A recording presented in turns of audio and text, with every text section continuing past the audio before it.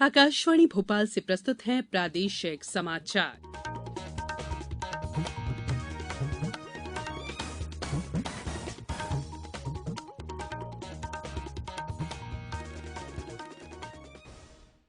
नमस्कार, समाचारों के साथ मैं संयुक्ता बैनर्जी।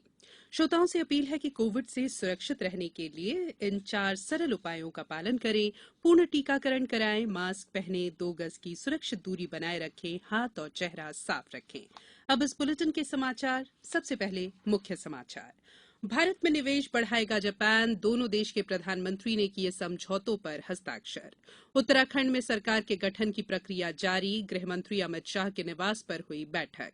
भारत को ऊर्जा निर्यातक बनाना चाहिए, कहा केंद्रीय मंत्री नितिन गडकरी ने। और प्रदेश भर में आज मनाया जा रहा है भाई दूज का पर्व। बहनें कर रही हैं भाइयों के लिए समृद्धि और दीर्घायु होने की कामना। अब समाचार विस्तार से। प्रधानमंत्री नरेंद्र मोदी और जापान के प्रधानमंत्री फूमियो किशिदा के बीच कल शाम नई दिल्ली में हुई शिष्टमंडल स्तर की बातचीत के बाद 6 समझौतों पर हस्ताक्षर किए गए। ये समझौते साइबर सुरक्षा, स्वच्छ ऊर्जा, बुनियादी ढांचा विकास और शहरी विकास से संबंधित हैं।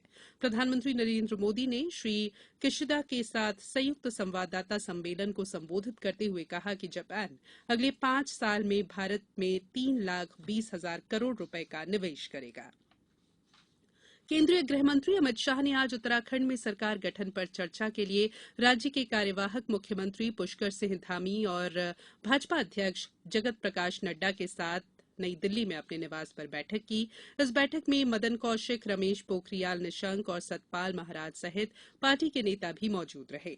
पार्टी के विधायक दल की बैठक कल देहरादून में होगी। मध्यप्रदेश के शहरी और ग्रामीण इलाकों में 21 से 27 मार्च तक स्वस्थ बालक बालिका स्पर्धा का आयोजन किया जाएगा। इसका उद्देश्य नवजात शिशु से लेकर 6 वर्ष की आयु वर्ग तक के बच्चों का पोषण स्तर बेहतर बनाना है। इस आयोजन में आंगनवाड़ी से छूटे 6 साल की उम्र तक के बच्चों को भी शामिल किया जाएगा। आज विश्व प्रसन्नता दिवस की 10वीं वर्षगांठ है। विश्व प्रसन्नता सूचकांक में 146 देशों की सूची में भारत 136वें स्थान पर है। ये जानकारी वैश्विक स्तर पर प्रकाशित एक रिपोर्ट में दी गई है। इस रिपोर्ट में लोगों की खुशहाली को संतुष्टि, सकारात्मकता और नकारात्मकता के 3 मापदंड पर मापा जाता है। कोविड-19 से बचाव और सुरक्षित रहने के 3 उपाय। मास्क लगाएं, 2 गज दूरी है जरूरी, सुरक्षित दूरी रखें, हाथ और मुंह साफ रखें। ब्रेक के बाद बुलेटिन में एक बार फिर आप सभी का स्वागत है। केंद्रीय सड़क परिवहन और राजमार्ग मंत्री नितिन गडकरी ने कहा है कि भारत को ऊर्जा आयातक की बजाय ऊर्जा निर्यातक बनना चाहिए। उन्होंने इथेनॉल, मिथेनॉल, जैव डीजल, इलेक्ट्रिक, हरित हाइड्रोजन को भविष्य का ईंधन बताया। श्री गडकरी ने ये बात आज मुंबई में भारतीय चीनी और इथेनॉल सम्मेलन 2022 को संबोधित करते हुए कही। उन्होंने कहा कि किसानों को गरीबी से निकालने के लिए अन्नदाता की बजाय ऊर्जा दाता बनना चाहिए। श्री गडकरी ने कहा कि ऊर्जा और विद्युत क्षेत्र की दिशा में कृषि का विविधीकरण समय की जरूरत है। केंद्र सरकार राज्यों और केंद्र शासित प्रदेशों को अब तक 183 करोड़ 52 लाख से अधिक कोविड रोधी टीके निःशुल्क उपलब्ध करा चुकी है। स्वास्थ्य मंत्रालय के अनुसार अब भी राज्यों के पास 17 करोड़ से अधिक टीके उपलब्ध हैं। मंत्रालय ने बताया कि केंद्र सरकार देश भर में कोविड टीकाकरण की गति और दायरे को बढ़ाने के प्रति संकल्पित है। इसके लिए राज्यों और केंद्र शासित प्रदेशों को अधिक टीके उपलब्ध कराए जा रहे हैं ताकि वे सुनियोजित तरीके से टीकाकरण कर सकें। भारत निर्वाचन आयोग द्वारा मतदाताओं को जागरूक करने के लिए राष्ट्रीय मतदाता जागरूकता प्रतियोगिता आयोजित की गई। मेरा वोट मेरा भविष्य, एक वोट का महत्व जैसे विषय पर आयोजित प्रतियोगिता में भाग लेने की अंतिम तिथि बढ़ाकर 31 मार्च कर दी गई है। प्रतियोगिता के बारे में विस्तृत जानकारी भारत निर्वाचन आयोग की वेबसाइट से ली जा सकती है। केंद्रीय विद्यालय में 1ली से 9वीं कक्षा तक के प्रवेश के लिए ऑनलाइन पंजीकरण अब 11 अप्रैल तक हो सकेंगे। राष्ट्रीय शिक्षा नीति के तहत 1ली कक्षा में प्रवेश के लिए इस सत्र से बच्चों की उम्र को बढ़ा दिया गया है।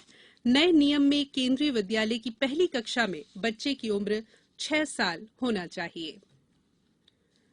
आज विश्व गोरैया दिवस है। इस पक्षी के संरक्षण और इनके बारे में जागरूकता बढ़ाने के लिए हर साल 20 मार्च को गोरैया दिवस मनाया जाता है।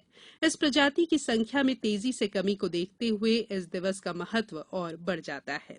गोरैया को बचाने के लिए मध्य प्रदेश राज्य जैव विविधता बोर्ड और भोपाल बर्ड्स संस्था मिलकर गोरैया मित्र अभियान संचालित कर रही है।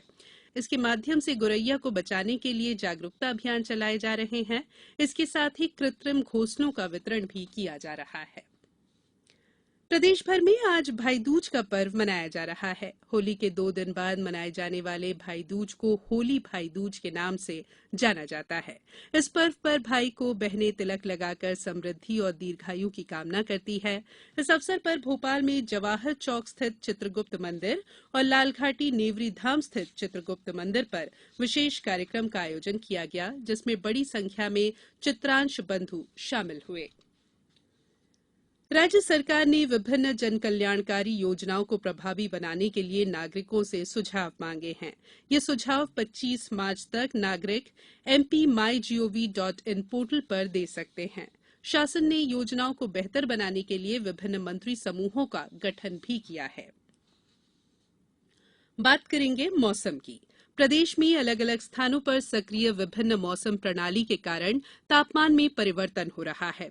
इन दिनों दिन में तेज गर्मी का दौर शुरू हो गया है, जबकि रात में तापमान में हल्की गिरावट होने से ठंडक बनी हुई है। लगातार मौसम साफ रहने और राजस्थान से आ रही गर्म हवाओं के चलते खरगोन, नर्मदापुरम और रतलाम सहित अन्य जिलों में गर्मी बढ़ गई है।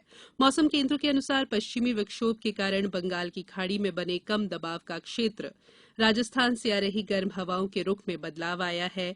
इससे अधिकतम तापमान में कुछ गिरावट हो सकती है। अगले कुछ दिनों तक मौसम ऐसा ही बने रहने की संभावना है। अब कुछ समाचार संक्षेप में।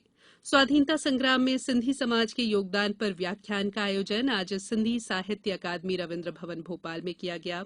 मंदसौर के भगवान पशुपतिनाथ मंदिर में आज फाग महोत्सव मनाया गया।